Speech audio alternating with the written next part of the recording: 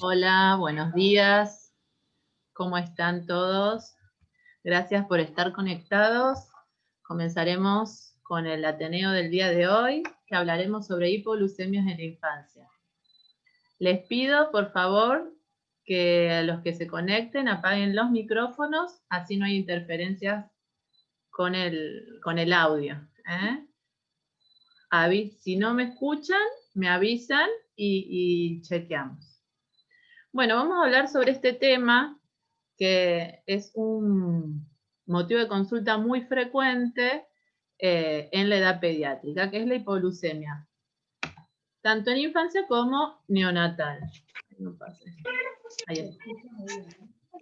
Bueno, la hipoglucemia es entonces un trastorno frecuente,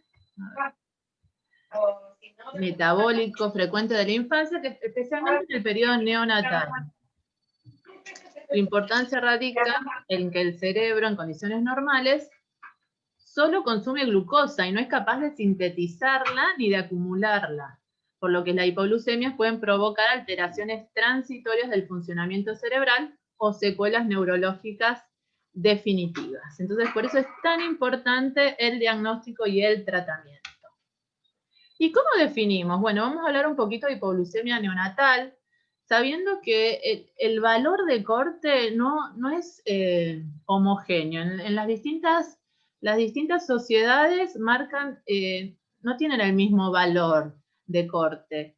Este valor está tomado en la Sociedad Argentina de Pediatría, que define el valor de glucemia plasmática por debajo de 47 miligramos decilitro como hipoglucemia neonatal, a cualquier edad luego de las 48 o 72 horas de vida.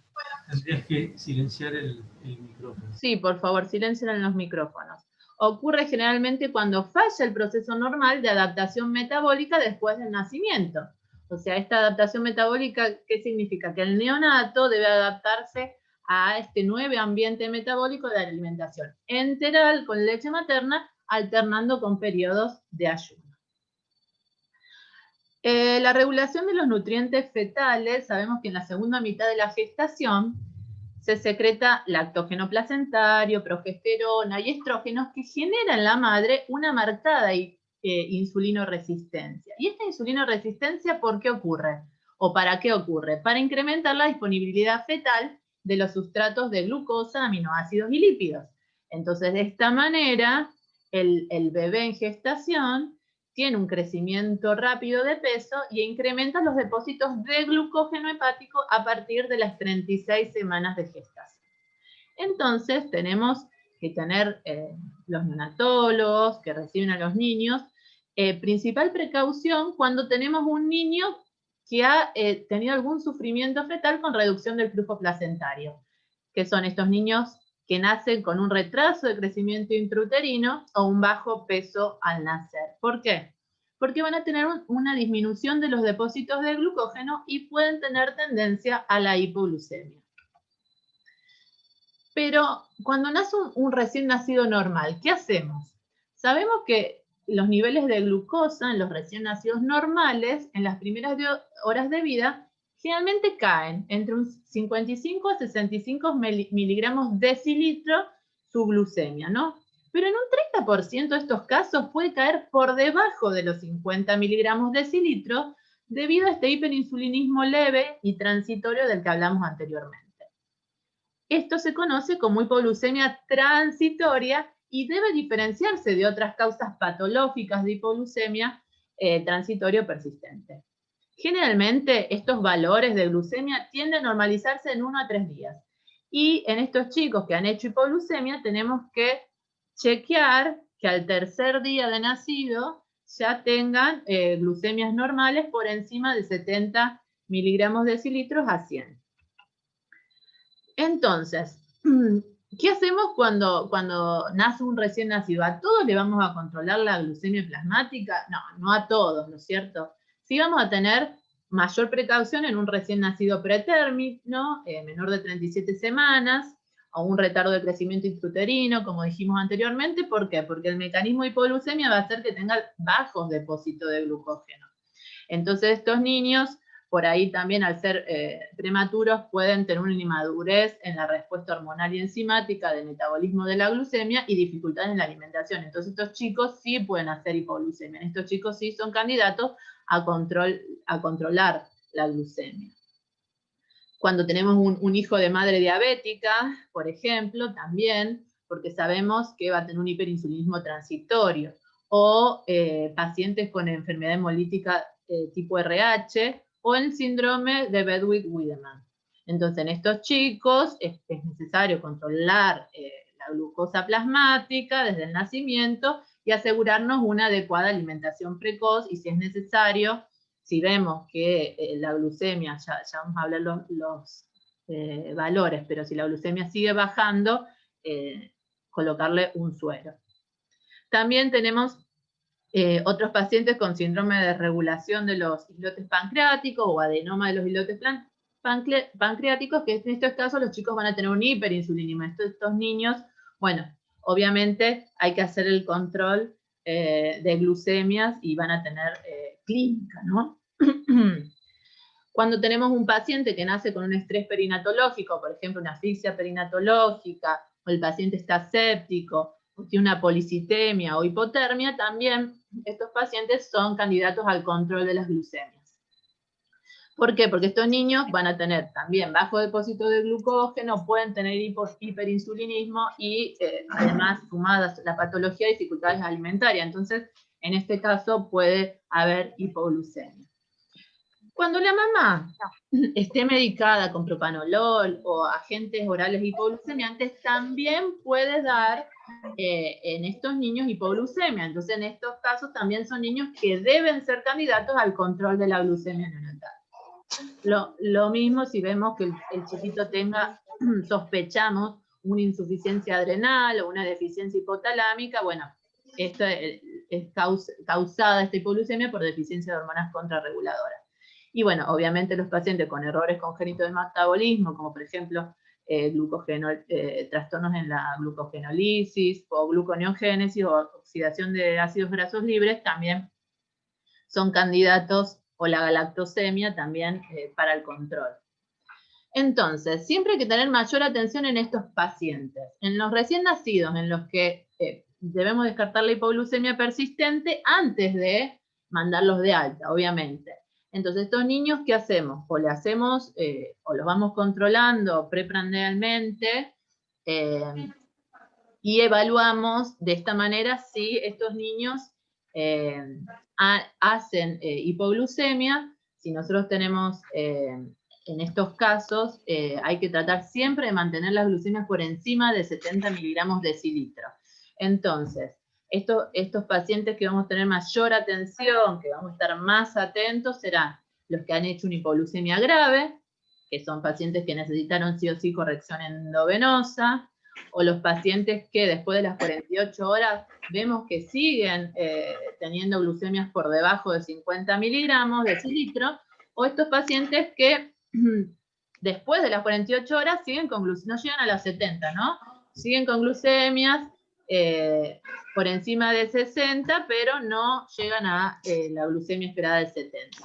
Si tenemos antecedentes de historia familiar de hipoglucemia de base genética, obviamente estos pacientes van a tener que tener un seguimiento más estricto, y en los síndromes congénitos asociados a hipoglucemias y en los pacientes con panhipopituitarismo, en este caso, si son varones es más fácil de hacer el diagnóstico porque tienen micropene, criptorquidia y algunas alteraciones en la línea media.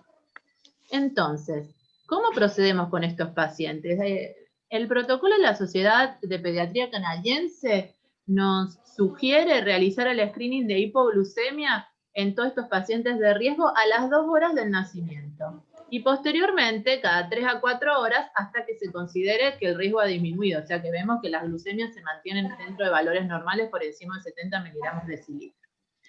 ¿Y cuándo intervenimos? Cuando la glucosa plasmática sea menor de 32 miligramos decilitro, bueno, en ese caso, sí o sí, corregir por vía endovenosa. Y cuando es por debajo de, la Sociedad Canadiense dice por debajo de 46 miligramos decilitro, si el paciente está vigil, administrar suplementos orales, asegurarnos de la alimentación enteral, ¿no?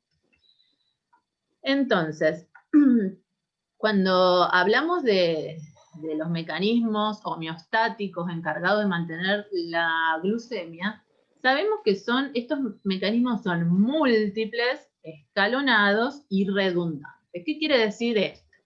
Que si falla alguno de estos o varios de sus componentes, al ser múltiple y escalonado, esto no comprometa la vida del niño. Entonces tenemos muchos mecanismos para mantener la glucemia dentro de valores normales.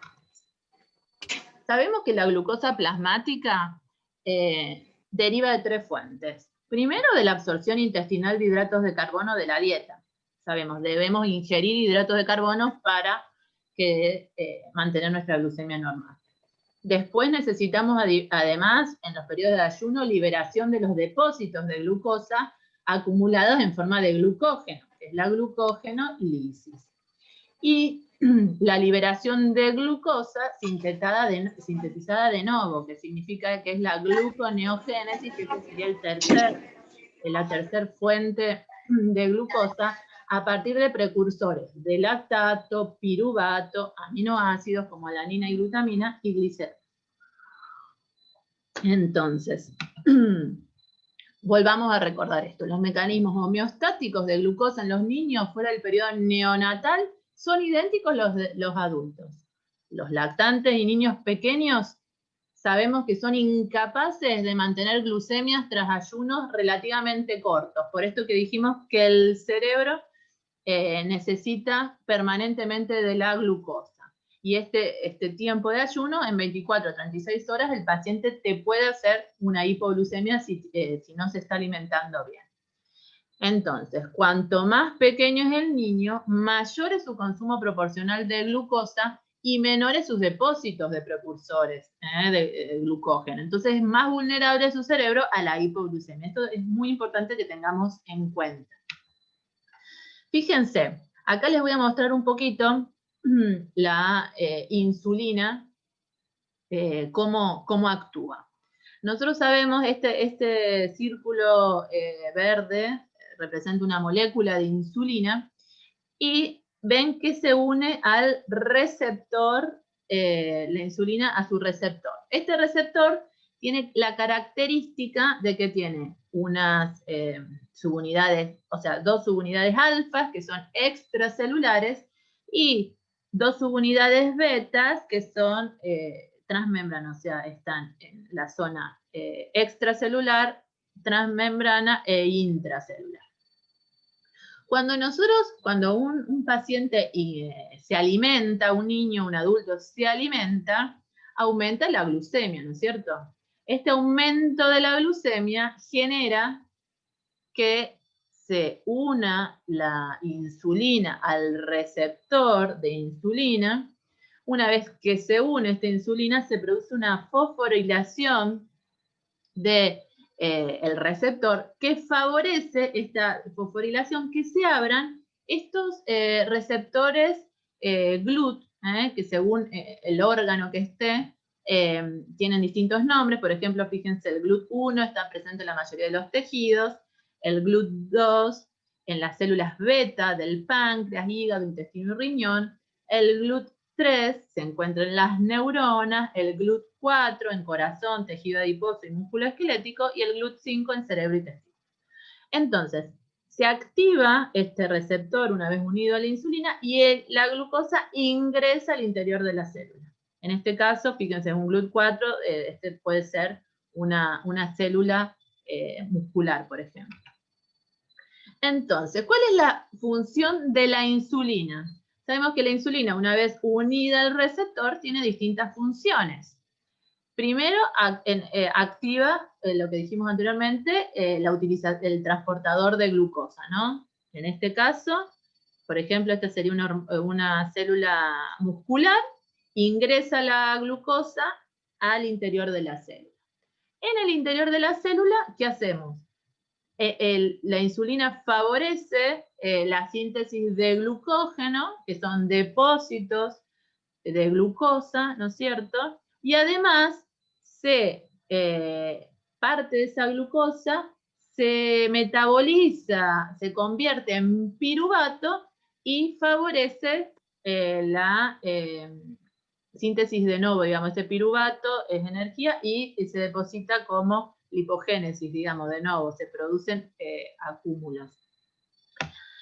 Entonces, cuando nosotros estamos en condiciones normales, tenemos la ingesta de alimento, luego de la ingesta de la comida, nos encontramos en una fase absortiva. Las concentraciones de insulina van a pasar desde sus valores, digamos, bajos, de 3 a 10 unidades internacionales mililitros, asciende a 20 a 50 unidades mililitros. Aumenta la insulina. ¿Y esto es para qué?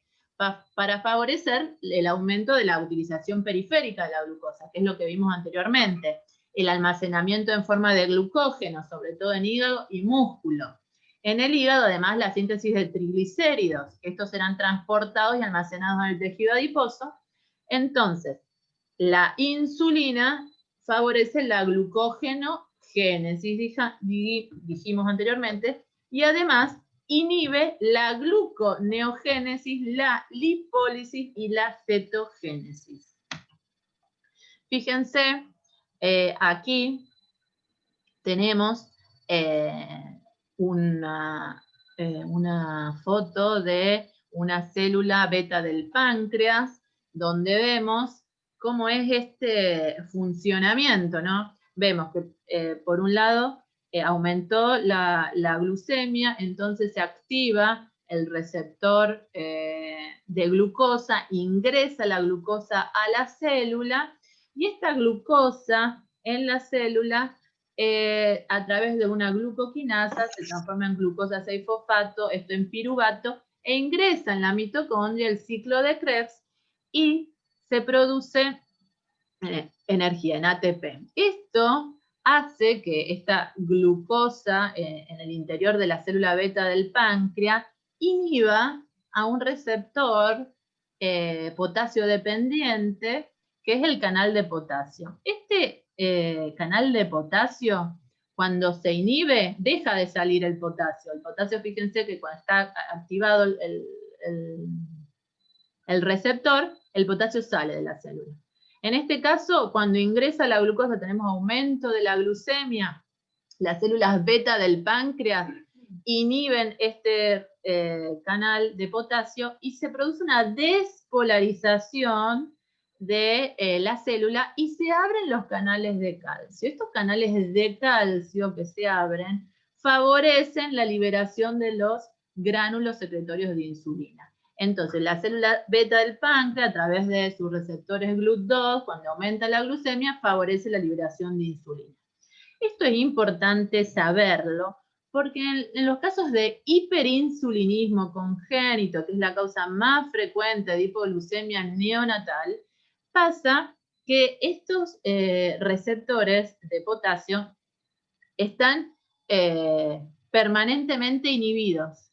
Entonces hay una mutación que inhibe este receptor, entonces el potasio está despolarizada permanentemente esta célula beta y se favorece una producción y una liberación sin control de la insulina y se producen los hiperinsulinismos congénitos. Y para que ustedes vean un poquito cómo actúan las hormonas contrarreguladoras, nosotros sabemos que existen 3 fases de homeostasis de la glucemia. Cuando nosotros en la fase posabsortiva vemos un aumento de la insulina, de la producción de insulina, que en el transcurso de las horas va a ir descendiendo. O sea, nosotros comemos, tenemos un pico de glucosa, esto genera el aumento de la insulina, y cuando van pasando las horas, esta insulina va disminuyendo, ¿no? Va disminuyendo ¿para qué? Para controlar la glucemia, para que no tengamos hipoglucemia. Llega un punto en la fase 2 que vamos a tener en la utilización, digamos, de los reservorios. Fíjense, cuando aumenta la insulina, sabemos que también aumenta, en la fase 1, cuando aumenta la insulina, vamos a tener aumento de los depósitos de glucógeno. Que estos depósitos de glucógeno luego van a ser importantes a la hora, si persiste el ayuno, fíjense, si persiste el ayuno en la fase 2, vamos a tener hormonas contrarreguladoras que estimulen la glucogenólisis. Y luego vamos a tener una tercera fase, donde se van a seguir liberando otras hormonas junto con el glucagón y las catecolaminas, que es, por ejemplo, el cortisol y la hormona de crecimiento. ¿Para qué? Para tratar de mantener los valores de glucosa a través de la gluconeogénesis. Esta fase 2, que ustedes ven, este gráfico es de adultos. Entonces, un adulto sabemos que luego de 16 horas de ayuno, aproximadamente se va a activar la fase 3. Nosotros sabemos que en los niños que tienen menos depósitos de glucógeno, esta fase 2 es más corta. Entonces no toleran los niños, y cuanto más pequeño, además, menos tolerancia de periodos prolongados de ayuno. Entonces, esto es para explicar un poquito este cuadro. A medida que la glucosa es consumida y almacenada 3 a 4 horas post ingesta, la glucosa plasmática comienza a descender, que es la fase posabsortiva. Y se ponen en marcha los mecanismos contrarreguladores que dijimos que son en forma secuencial, como lo vimos anteriormente.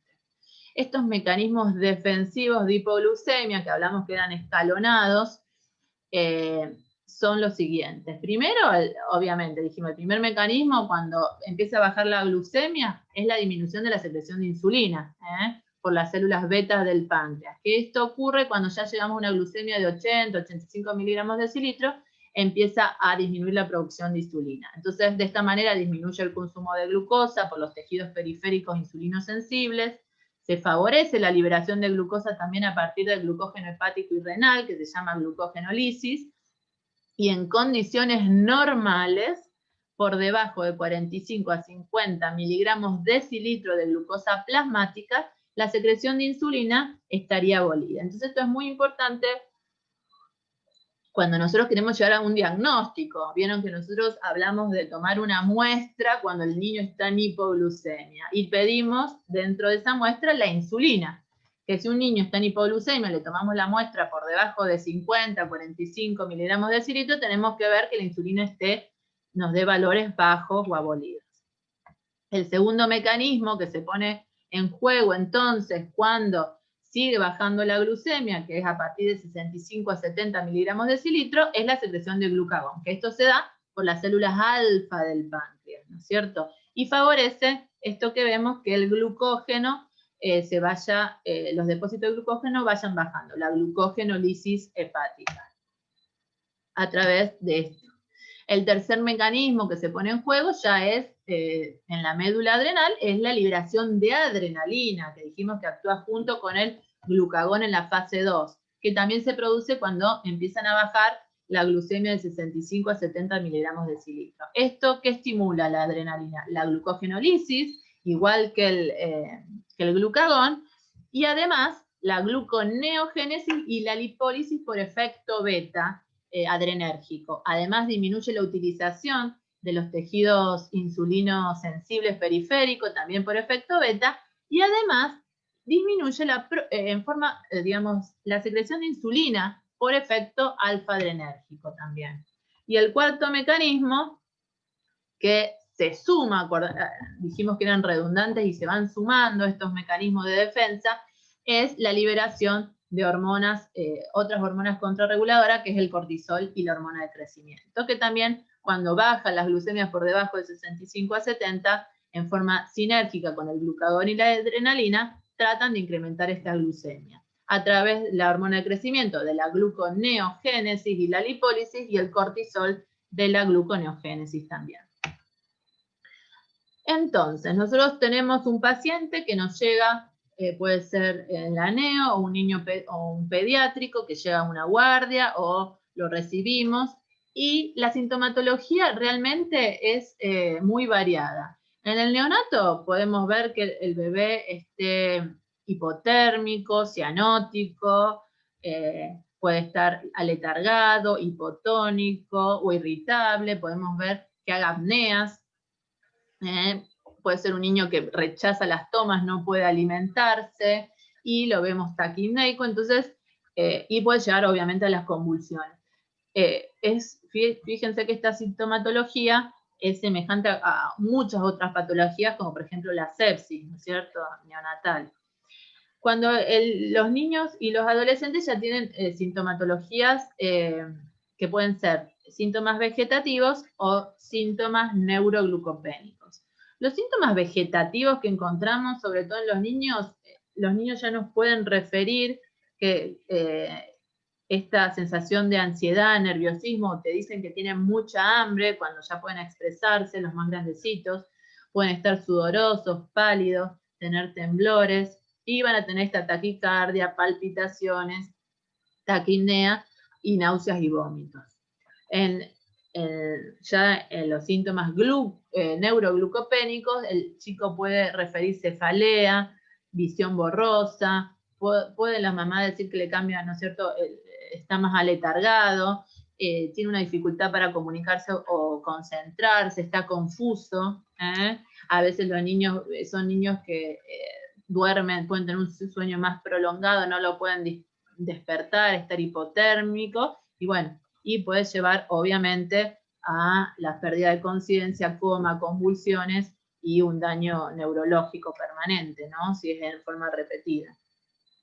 Algo también que quiero recalcar es que la hipoglucemia puede también ser prácticamente asintomática. Entonces esto realmente es preocupante porque cuando vemos que estos chicos hacen episodios reiterados de hipoglucemia, el paciente empieza a perder la percepción de los síntomas autonómicos de alarma. Entonces son hipoglucemias inadvertidas o hipoglucemias asociadas a fallo autonómico se llama, y que pueden ser más graves porque los chicos no te avisan. Y con respecto a la etiopatogenia, a las causas, dijimos anteriormente que en los 2 primeros años de vida los hiperinsulinismos son la primera causa, hipoglucemia de causa endocrinológica. Seguidos por déficits enzimáticos y también por deficiencia de hormonas contrarreguladoras que pueden ser en las causas de panhipopituitarismo. Entre los 2 y 8 años, la causa más frecuente son las hipoglucemias cetóxicas idiopáticas de la infancia, que vemos que son chicos que por ahí no toleran los ayunos prolongados, y en los mayores de 8 años sí hay que buscar otro tipo de patología que pueden ser los adenomas o insulinomas pancreáticos asociados o no a la neoplasia endocrina múltiple tipo 1. Y bueno, ¿y cómo hacemos el diagnóstico? A ver, siempre es importante conocer los antecedentes, ¿no? Hacer una buena historia clínica. Los antecedentes perinatológicos maternos, a ver, es cómo fue ese embarazo, hubo alguna enfermedad materna como diabetes gestacional, hipertensión, oligopolidráneos. Ese bebé cuando nació, ¿cómo fue su peso al nacer? ¿Nació prematuro o no? Y su talla al nacimiento también es muy importante esto recalcarlo porque muchas veces nos llegan historias clínicas del año donde no figura la talla, y para nosotros los endocrinólogos es muy importante evaluar la talla del nacimiento, porque también nos puede hacer pensar en la falla hormonal múltiple, alguna alteración de la glándula pituitaria. ¿Ese bebé tuvo sufrimiento fetal o no? ¿Y cuántos días estuvo en neo? Y el examen físico completo, ver la presencia de baja talla, micropene y alteraciones de la línea media, bueno, ahí nos hace sospechar en que el paciente puede tener un hipopituitarismo. Entonces, nosotros los seguimos a estos niños con hipoglucemia cuando nos consultan mucho el saber el peso, la talla, el perímetro cefálico, y lo vamos siguiendo en cada consulta. Cuando también los genitales, ¿no? Si vemos que los niños, una niña, por ejemplo, tiene genitales ambiguos, sospechamos en hiperplasia suprarrenal congénita. O vemos hiperpigmentación cutánea, nos puede hacer pensar en una insuficiencia suprarrenal primaria. O la palpación de abdomen, vemos una hepatomegalia y tenemos que pensar en alguna enfermedad de depósito como la glucogenosis o enfermedad del metabolismo, galactosemia, intolerancia a la fructosa, defectos de la beta oxidación. Y obviamente si existe algún aspecto sindrómico, podemos pensar en algún síndrome genético, ¿no? Entonces, para nosotros es fundamental tomar la muestra crítica. Entonces, la muestra crítica debe ser tomada con el niño en hipoglucemia.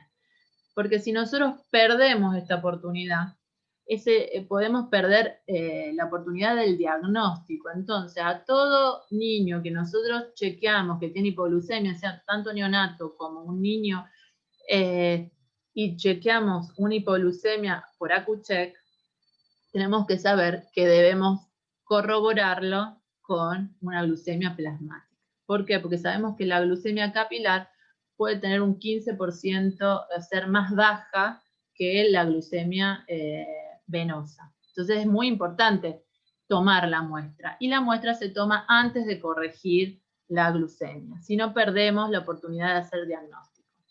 Esa muestra de sangre, lo ideal, si no, o sea, nosotros tomamos la muestra de sangre y hacemos ciertos pedidos, y estos pedidos no los podemos hacer en el hospital en el cual trabajamos, se puede congelar, se toma parte, suero se separa del plasma y se congela. Y esa muestra va a servir para derivar a otros lugares y hacer el resto de los estudios que por ahí no podemos realizar en nuestro hospital.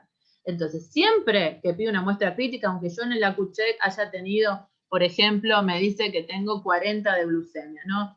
Entonces, ese Accu-Check lo tengo que corroborar con una glucemia plasmática. Además, pedir función hepática, incluyendo, si es posible, el amonio, un hepatograma con amonio, un estado ácido-base ionograma. ¿Por qué? Porque hay tenemos ciertas acidemias que son congénitas, o, por ejemplo, si es una hiperplasia suprarrenal congénita, puede haber alteraciones tanto de la glucosa como el ionograma y el estado ácido-base. Y dentro de los estudios hormonales que siempre pedimos, vamos a pedir todas estas hormonas que vimos que están en el metabolismo, digamos, de la glucemia, en el control de la glucosa plasmática. Entonces pedimos insulina y péptido C, cortisol y ACTH y la hormona de crecimiento. Y también, si fuera posible, los ácidos grasos, como el beta-hidroxibutirato y otros ácidos grasos libres. Y también no olvidar de la orina. ¿Por qué? Porque inmediatamente después de esa toma de sangre, la primera orina, es fundamental poder recogerla, y también esta orina se puede congelar. Y pedimos pH, iones, si existen o no cuerpos cetónicos, va a ser muy importante para nosotros buscar los cuerpos cetónicos, sustancias reductoras, ácidos orgánicos y perfil de las glicinas, que bueno, eso generalmente nosotros en nuestro hospital no lo podemos hacer, lo tenemos que derivar. Entonces, en estos pacientes, una vez que tomamos la muestra crítica, comenzamos con el tratamiento. El tratamiento agudo de la hipoglucemia se basa en aportar la glucosa necesaria para normalizar la glucemia, ¿no es cierto? Evitando siempre la sobrecorrección. Entonces, arrancamos con 200 miligramos kilo de glucosa en forma de suero dextrosado al 10%, que la dosis práctica es 2 mililitros kilo. Y lo vamos administrando en un bolo de 2 a 3 mililitros minutos, para evitar una hiperglucemia, o sea, se corrige lentamente para evitar una hiperglucemia posterior, y que esto genere mayor liberación de insulina y después tengamos una hipoglucemia reactiva.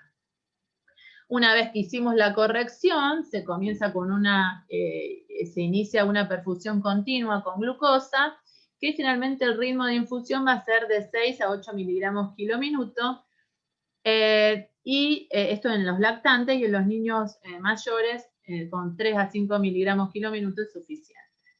Y el ritmo debe ser continuamente ajustado en función a los valores de glucemia. Nosotros queremos mantenerla siempre por encima de 70 miligramos decilitros, y en caso que sospechamos una enfermedad del metabolismo intermedio, bueno, mayor de 100. Y una vez que comenzamos con las correcciones, vamos controlando al menos cada 30 o 60 minutos hasta que la glucemia sea estable, y luego, una vez que sea estable, cada 2 o 4 horas seguimos.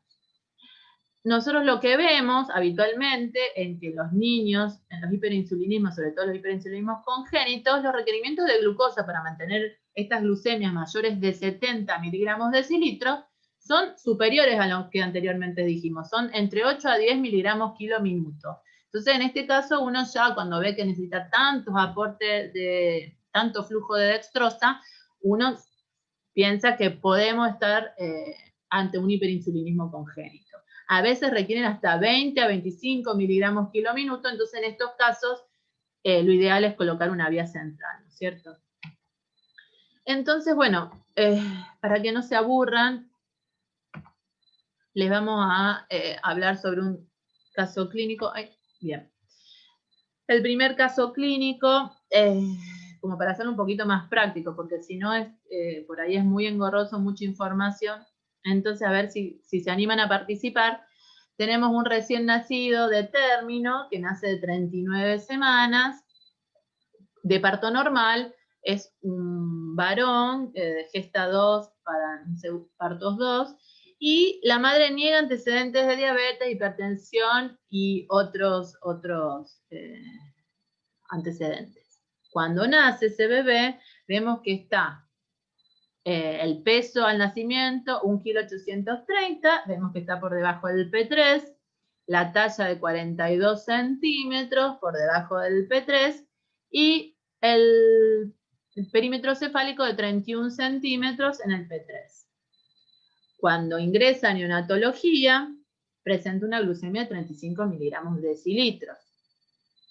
Entonces, bueno, requiere corrección con dextrosa a 8 miligramos kilo minuto. Previo a esta corrección se toma la muestra crítica. Y algo que yo quiero destacar, que este bebé, varón, tenía las testes en bolsa, pene visible, a 2 centímetros y elongado a 3 centímetros. ¿Por qué es importante esto? Porque sabemos que viendo el pene de buen tamaño y los testes en bolsa, suponemos que las hormonas de adenohipófisis están indemnes. Entonces, fíjense, acá fíjense que está por debajo del P3, en esta tabla de longitud, el peso también bastante por debajo del P3, y cuando se toma la muestra crítica, dijimos que tenía un valor de glucemia de 35 miligramos decilitro, pero un valor de referencia de 70, 100. La insulina basal, fíjense, que normalmente es de 2,5 a 24 y está baja, 2,33. La somatotrofina, la hormona de crecimiento, está muy alta para los valores de referencia, la ACTH normal, el cortisol normal, y también vemos una TSH elevada, ¿no?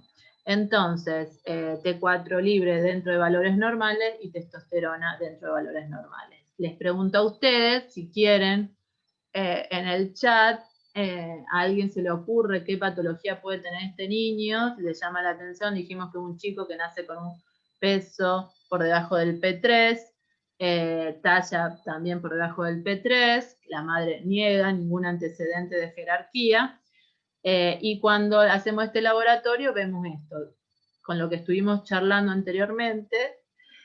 Si alguien quiere, se anima, no sé, se animan a... Con confianza, pueden si quieren activar sus micrófonos y lo charlamos, o pueden en el chat tirar, si se animan, díganme. Si no paso. ¿Alguien se anima? A ver, no veo el chat acá. ¿Cuál sería el diagnóstico? Muchas veces no...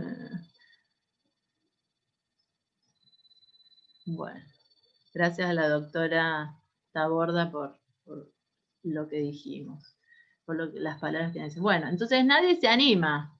Bueno, entonces le digo el diagnóstico. Están todos muy tímidos. Entonces, no. Bueno, ahí no puedo pasarlo. Es muy fácil. Para. ¿Qué pasó? Ahí no puedo pasar. A ver. Ahí, siguiente, ahí. Entonces, este chico, nosotros hacemos el diagnóstico en retardo de crecimiento intrauterino y sospechamos que esta hipoglucemia es por depósitos de glucógeno, como habíamos visto anteriormente. Sabíamos que los retardos de crecimiento intrauterino, ¿qué tienen? Tienen menos depósito de glucógeno. Este chico pesaba 1,800 kg, o sea, seguramente no llegó. Y muy bien, dicen que tiene un hipotiroidismo también, esa TSH elevada, un hipotiroidismo congénito, ambas cosas. Sabemos que el hipotiroidismo congénito no da hipoglucemia, ¿eh? Entonces, en este caso, tiene dos cosas, que normal. El bebé, les cuento, evolucionó favorablemente, permaneció en neo hasta que en recuperación nutricional, y se fue de alta con un peso de 2,220 kg, pecho exclusivo, no volvió a repetir las hipoglucemias, y bueno, se fue con levotiroxina bioral y siguen creciendo bien. Bueno, esto es fundamental, ¿vieron? Voy a volver atrás. Fíjense en el laboratorio. Habíamos dicho que cuando hay hipoglucemia por debajo de 45 miligramos de decilitro tiene que desaparecer, o sea, la insulina tiene que ser baja o imperceptible. En este caso está por debajo de valores normales. O sea que un hiperinsulinismo no es este paciente. Está bien, la insulina baja. Y la hormona de la somatotrofina está alta, fíjense. El cortisol está dentro de valores normales, pero vemos, y la CTH, pero vemos que la hormona de crecimiento está alta. O sea que sabemos que su glándula pituitaria, la hipófisis, está indemne. O sea, el chico, cuando hay hipoglucemia, generó todos estos mecanismos redundantes para tratar de volver a la glucemia normal. Pero ¿qué pasó? No tiene depósitos, no tiene depósitos de glucógeno porque es un retardo de crecimiento intrauterino, entonces por eso no tolera bastante tiempo sin alimentarse o las hipoglucemias. Una vez que empezó a subir de peso, este chico comenzó, o sea, tiene sus depósitos de glucógeno, entonces no necesita otro estudio. Y bueno, en este caso le hacemos la TSH, obviamente, y como está elevada, lo medicamos con levotiroxina y seguiremos los estudios después de hipotiroidismo. Les muestro otro caso, a ver si se animan esta vez. Este es un bebé que fue un recién nacido pretérmino, 37 semanas, es una cesárea de urgencia por un desprendimiento placentario por una hipertensión inducida por el embarazo. Nace con una Apgar 7,6 y nosotros lo que vemos es que la paciente tiene un peso al nacer de 2,660 kg, una talla de 44 centímetros y un perímetro cefálico de 33,5. Hace una apnea, ingresa al aneo por sospecha de sepsis y una vez que ingresa al aneo hace una convulsión y se evidencia hipoglucemia e ictericia. Entonces, en el examen físico eran genitales externos femeninos con clítoris de 1 centímetro, mamas 1, BP1, o sea, prepuberales, ¿no? Y entonces era una niña que nace con 2,600 kg, fue una cesárea de urgencia de 37 semanas, o sea que vemos que está ahí, es un pretérmino bien tardío, digamos, y tiene la madre la hipertensión, hace la apnea y hace la hipoglucemia. Entonces ahí se toma la muestra crítica. Bueno, primero les muestro cómo estamos, fíjense, en el peso está en el percentilo 10, o sea que no diríamos que es un bajo peso, pero vemos la talla que está por debajo del P3, o sea que tiene una baja talla en el nacimiento. Y el percentilo de perímetro cefálico está dentro de la curva, ¿no es cierto?, entre el P10 y P25. O sea que en este caso, el peso, no le podríamos decir que es un bajo peso al nacer, porque nació de 37 semanas con 2,660 kg, pero sí vemos, fíjense lo importante de tallar al paciente cuando nace, una talla de 44 centímetros, que nos va marcando que está por debajo del percentilo 3. Cuando nosotros hacemos el laboratorio, a ella se le toma la muestra crítica con, bueno, en este caso está en gramos litro la glucemia, 0,43 o 43 miligramos de decilitro sería igual.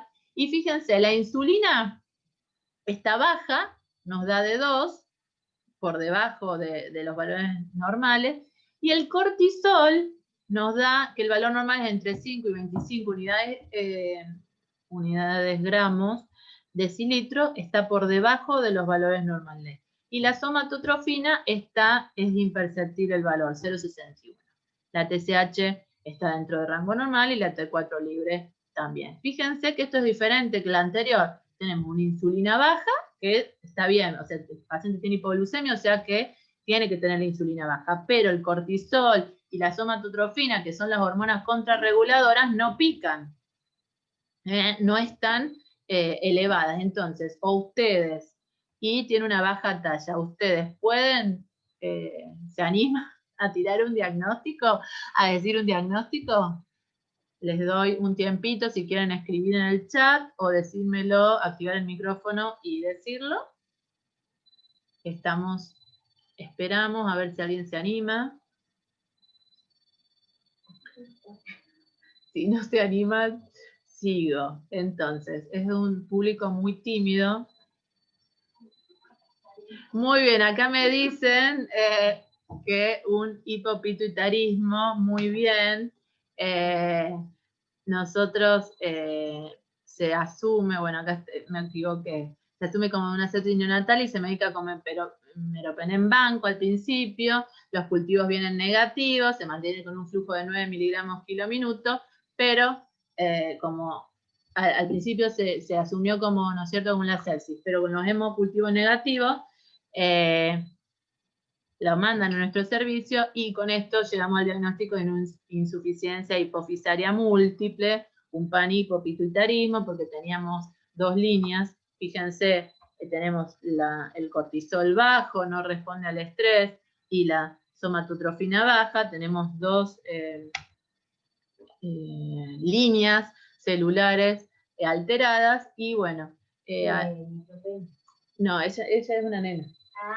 Por eso. Entonces se medica con la hidrocortisona a 15 miligramos metro cuadrado día y se continúa con el seguimiento. Bueno, y después, el último caso clínico, así no los aburro más, es un paciente de 12 años, eutrófica, es una mujer previamente sana, que refiere episodios de mareo luego de periodos prolongados de ayuno. Era un adolescente que tenía buen peso, buena talla, pero había comenzado con dieta, la madre decía que no comía nada, entonces llega mareada, pálida, sudorosa a la guardia, y se realiza un laboratorio y con una glucemia de 55 miligramos de decilitro, se le toma una insulina en este caso, y vemos que la insulina era por debajo de los valores normales, ¿no? O sea, no había un hiperinsulinismo. El hepatograma normal, y en la orina vemos un pH de 5, una densidad 1020 y cuerpos cetónicos en orina, muchos cuerpos, o sea, bien positivo.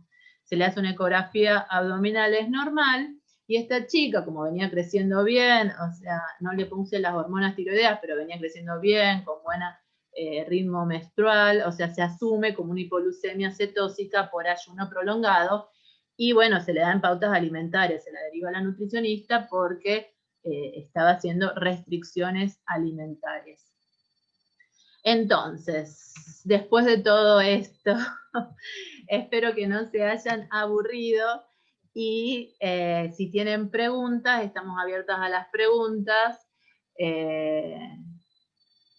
Lo que quieran preguntar, pueden activar sus micrófonos, su cámara si quieren. Así que estamos abiertos acá a las preguntas con mi jefa, la doctora Lescano, la jefa de endocrinología. Así que si ustedes tienen algún caso clínico o algún paciente que nos quieran comentar, estamos abiertos a las preguntas. Bueno. Alguien, no sé, no veo acá en el chat. A ver el chat. Hacer un comentario. Bien. No sé, doctora. Acá no. Dice muy bueno, muchas gracias.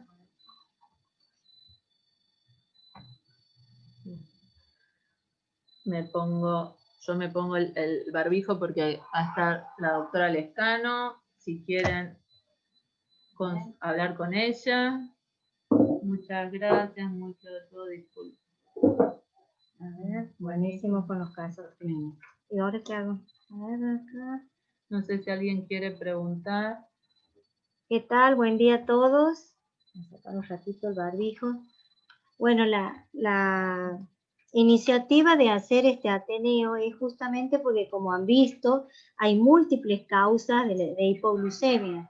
Entonces, acá es muy importante para el diagnóstico la muestra crítica. En eso insistimos con la doctora Bermejo, que ante un niño con hipoglucemia, como ustedes ven, hay millones de causas de hipoglucemia, entonces es importante que nos situemos frente al paciente y si tenemos por el monitoreo un chico incluso con convulsiones que ingresa a la guardia y no es un epiléptico conocido o no tiene una causa de convulsión conocida, es importante chequear la glucemia.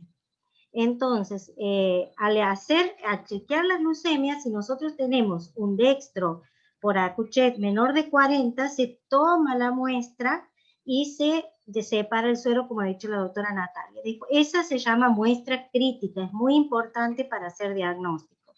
¿Esto por qué les digo, chicos? Porque si no, nosotros tenemos que internar al paciente, hacer un test de ayuno, que muchas veces no se logra, hacer bajar la glucemia y someterlo al niño a un estudio que es cruento, porque es internarlo, es dejarlo sin comer y esperar que baje la glucemia. Entonces es muy importante la muestra crítica. Eso por un lado. Por otro lado, bueno, como ven, hay millones de causas, es situarse frente al paciente y pensar. Este chico tiene antecedente de una mamá diabética, pensar en una hipoglucemia secundaria al hiperinsulinismo que genera la madre diabética. También si vemos, tenemos un síndrome genético que es común que dé hiperinsulinismo, que es el síndrome de Bedwick. Este síndrome, fíjense si es un chico con macroglosia, si es un niño presenta una ónfalocele o a una asimetría en los miembros, entonces estar atenta de que puede tratarse de un síndrome de Bedwick. Otra cosa importante es ver las semanas de gestación, si es un retardo de crecimiento intrauterino, pensar que es por los efectos en los depósitos de glucógeno, y bueno, y así, si tenemos un chico de segunda infancia, entre los 2 y los 8 años, que la mamá nos cuenta, es un niño inapetente, es un niño que come poco, deja varios periodos de no desayuna, entonces en esos chiquitos es fundamental que hagamos muestras de orina para buscar los cuerpos cetónicos y acomodarle un poco la dieta y ver si se resuelve de esta manera. Y en los chicos más grandes, si tiene una hipoglucemia, pensar hasta que no se demuestre lo contrario, que puede llegar a ser un hiperinsulinismo. Entonces, en estos casos, sobre todo si necesitan flujos altos de glucosa, es muy importante, como decía la doctora Nati, descartar un insulinoma. Y hay una multiplicidad de causas metabólicas, que bueno, eso escapa a la endocrinología, pero que para todo es importante la muestra crítica, porque nosotros desde ahí podemos mandar la muestra crítica junto con una muestra en orina y por ahí facilitar el diagnóstico del paciente. Bueno, no sé si alguien quiere preguntar, si no, damos por finalizado el Ateneo.